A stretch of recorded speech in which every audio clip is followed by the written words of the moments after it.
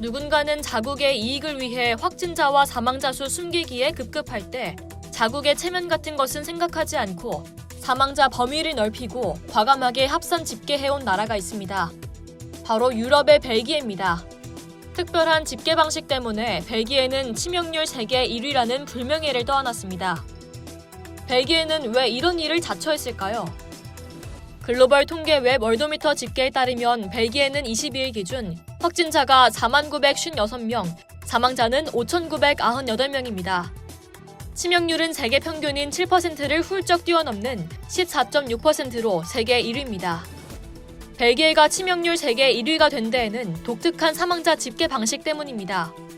벨기에는 코로나19가 사망 원인으로 최종 확인되지 않아도 의심 증상 후 요양원 또는 자택에서 사망한 의심 사망자 모두를 코로나19 사망자 통계에 포함했습니다.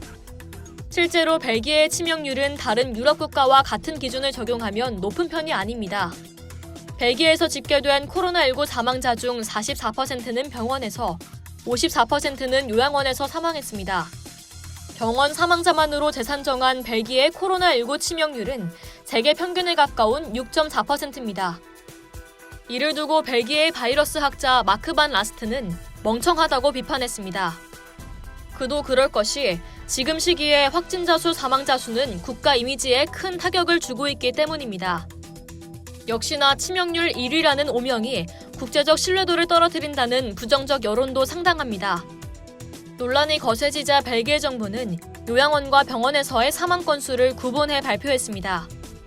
대부분의 유럽 국가들은 이미 병원 사망자만을 코로나19 사망자로 집계해왔습니다. 이는 전체 사망자에서 큰 비중을 차지하는 요양원 사망자들을 대폭 빠뜨리는 부작용을 낳았죠.